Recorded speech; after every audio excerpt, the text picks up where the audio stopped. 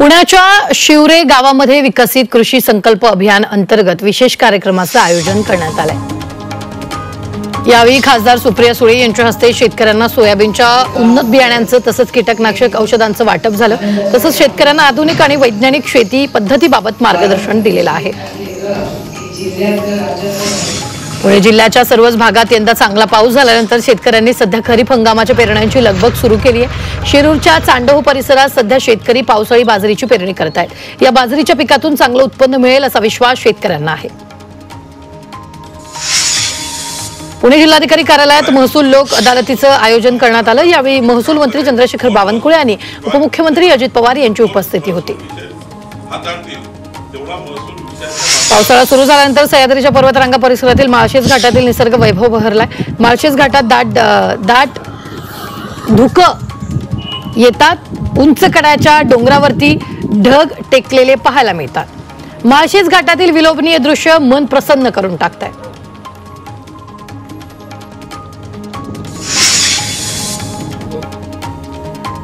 जालना जिल्ह्यातील पाणी टंचाईमुळे हैराण असलेल्या ग्रामस्थांना काहीसा दिलासा मिळाला। जिल्ह्यातील 9 टँकर कमी झालेत। विहिरीतील अनेक भागातील पाणी पातळी वाढली आहे।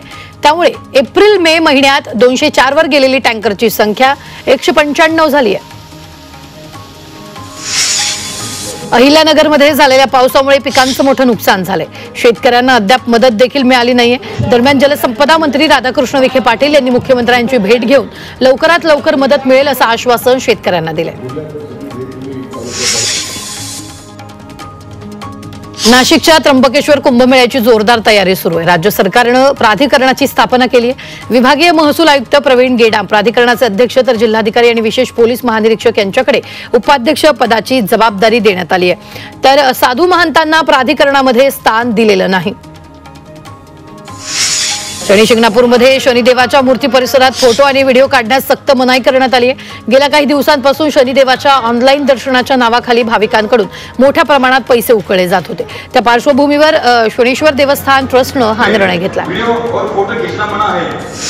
श्री विठ्ठल रुक्मिणी दर्शनासाठी येणाऱ्या भाविकांना आता टोकन दर्शन सुविधा मिळणार आहे। 15 जून पासून प्रायोगिक तत्वावर ही टोकन दर्शन सुविधा सुरू होते। त्यासाठी प्रशासनाची तयारी पूर्ण झाली आहे। तर सुरुवातीला एकादशी शनिवार रविवार आणि प्रचंड गर्दीच्या काळात ही सुविधा बंद राहणार आहे। 15 जून पासून 1200 भाविकांना टोकन दर्शन सुविधा मिळणार आहे। शेगावमधून निघालेली संत गजानन महाराजांची पालखी ताळ मृदंगाच्या गजरात वाशिमच्या मालेगावात पोहोचली। रविवारी पालखीचं वाशिम जिल्ह्यात आगमन झालंय। यंदा पालखी सोहळ्याचं 56वे वर्ष आहे। यावेळी 700 वारकरी या पालखी सोहळ्यात सहभागी झालेत। गजानन महाराजांची पालखी वाशिम जिल्ह्यात 4 दिवस राहणार। अकोला जिल्ह्यातील आळंदा गावात अनोखा उपक्रम राबवण्यात आलाय। जिल्हा परिषदेच्या शाळेत विद्यार्थ्यांची संख्या वाढवण्यासाठी पालकांना घरकर आणि पाणीपट्टी माफीची सवलत देण्यात आली आहे। गावातील जिल्हा परिषदेची मराठी शाळा टिकावी आणि शाळेच्या गुणवत्तेचा विचार करून हा उपक्रम राबवला जातोय। कायम एकमेकांवर नाराजी व्यक्त करणाऱ्या अंबादास दानवेंनी चंद्रकांत खैरेंनी छत्रपती संभाजीनगरमध्ये गाण्यांवर ताल धरलाय। शिवसेना उद्धव बाळासाहेब ठाकरे पक्षाच्या शाखेत वर्धापन दिनानिमित्त कार्यक्रमाचं आयोजन करण्यात आलं। या कार्यक्रमात दोघेही हातात हात घेऊन नाचत असल्याचं दिसलं। मनसे अध्यक्ष राज ठाकरे 2 दिवसाच्या पुणे दौऱ्यावर आहेत। या दरम्यान पुण्यातील पदाधिकाऱ्यांसोबत राज ठाकरेंची बैठक होणार आहे। आगामी निवडणुकीच्या पार्श्वभूमीवर ते बैठक घेतील। दरम्यान अनेक राजकीय भेटीगाठी होण्याची शक्यता आहे। चंद्रपुरात आदिवासी विकास मंत्री अशोक उईके यांनी शहीद दिनानिमित्त बिरसा मुंडा यांना आदरांजली वाहिली। बिरसा मुंडा यांचे विचार समाजात रुजवण्यासाठी सर्वांनी सजग राहण्याची गरज असल्याची प्रतिक्रिया उईकेंनी दिली।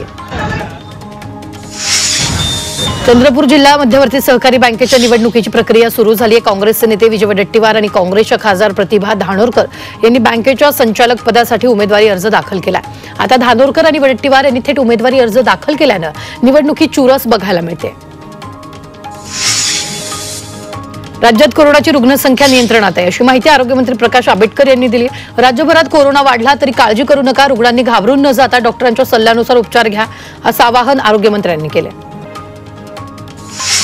कोल्हापूरमध्ये शक्तीपीठ महामार्गाच्या सर्व्हेसाठी आलेल्या अधिकाऱ्यांना शेतकऱ्यांनी पिटाळून लावले। शक्तीपीठ महामार्ग कोल्हापुरातून गोव्याला जोडला जाणार आहे आणि या मार्गावरील विद्युत खांबासाठी हे अधिकारी सर्व्हे करत होते। त्याचवेळी कागल तालुक्यातील अन्नपूर्णा शिदरजवळ शेतकऱ्यांनी त्यांना रोखले आणि सर्व्हे बंद पाडले। रत्नागिरीच्या गुहागर विधानसभा मतदारसंघातील अलसुरे, आष्टी, खोपी या गावांसह अनेक वाड्यांतील नागरिकांनी शिवसेना पक्षात प्रवेश केला।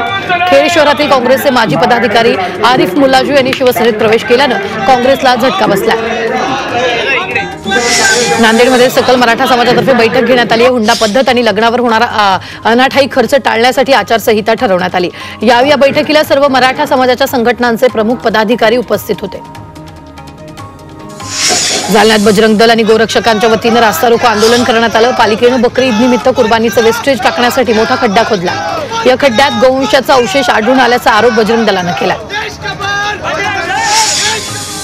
सांगलीच्या अनेक भागात मुसळधार पाऊस झालाय। अचानक आलेल्या पावसामुळे नागरिकांची चांगलीच तारांबळ उडाली आहे। मात्र उकाड्यानं हैराण झालेल्या नागरिकांना पावसानं दिलासा दिलाय।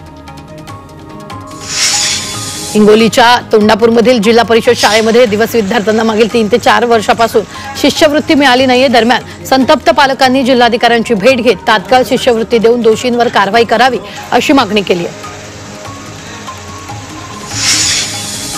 भंडाऱ्यातील बोगस दिव्यांग प्रमाणपत्र प्रकरणाची चौकशी होणार आहे। पालकमंत्री संजय सावकार यांनी चौकशी करून महिनाभरात अहवाल सादर करण्याचे आदेश दिले। भंडारा जिल्ह्यात खोटे दिव्यांग प्रमाणपत्र सादर करून अनेकांनी नोकरी मिळवली होती। ही बातमी झी 24 तास न दाखवताच प्रशासनाला जाग आली आहे। वर्ध्याच्या आर्वीत 250 किलो प्लास्टिक जप्त करण्यात आले। केंद्र शासनाच्या प्लास्टिक निर्मूलन मोहिमेअंतर्गत ही कारवाई केली आहे। आर्वी नगर परिषद कर्मचाऱ्यांनी बाजारपेठेत धडक कारवाई करत 250 किलोच्या प्लास्टिक कॅरी बॅग जप्त केल्यात तर 15,000चा रोख दंड वसूल केला। गोंदियात वैनगंगा नदीच्या पाण्यात बुडून महिलेचा मृत्यू झालाय। पिंडदान करायला गेलेल्या 3 महिलांचा मृत्यू झालाय। अंघोळीसाठी महिला कोरणे घाटात उतरल्यानंतर एक महिलेचा पाय घसरल्यानं पाण्यात पडली। तिला वाचवण्यासाठी गेलेल्या 2 महिलांचाही पाण्यात बुडून मृत्यू झालाय। बीड शहरातील सम्राट चौक ते अण्णाभाऊ साठे चौक दरम्यानच्या रस्त्याचं काम रखडले। यामुळे या भागातील व्यापारी आणि रहिवाशांनी धरणं आंदोलन केलं। रस्त्याचं काम तात्काळ न झाल्यास यापेक्षाही तीव्र आंदोलन करण्याचा इशारा व्यापारी आणि स्थानिक रहिवाशांनी दिलेला आहे। थकीत मानधनासाठी आशा आणि गटप्रवर्तक महिला आक्रमक झाल्यात। महिलांनी जिल्हा परिषद कार्यालयावर धडक मोर्चा काढत जोरदार घोषणाबाजी केली। थकीत मानधन तातडीनं द्या, अन्यथा 9 जुलैपासून बेमुदत संपावर जाण्याचा इशारा यावेळी महिलांनी दिला। सुशील अगवणेला पुणे पोलिसांनी ताब्यात घेतले। शस्त्र परवाना मिळवताना खोटी कागदपत्र सादर केल्याबद्दल सुशील विरोधात कोथरूड पोलीस स्थानकात गुन्हा दाखल करण्यात आला। या गुन्ह्याचा तपास करण्यासाठी कोथरूड पोलिसांनी सुशीलला ताब्यात घेतले। नाशिकच्या उपनगर भागात दरोड्याच्या प्रयत्नात असलेल्या आरोपींना पोलिसांनी बेड्या ठोकल्यात। गस्ती दरम्यान हे 4 ते 5 दरोडेखोर एका आडोशाला लपून बसल्याचं पोलिसांना दिसून आलं। त्यांच्या चौकशीतून हे दरोड्याच्या तयारीत असल्याचं आढळलं। त्यांच्याकडून तलवार, कोयता, नायलॉनची दोरी, स्क्रूड्रायव्हर असं साहित्य जप्त केलं।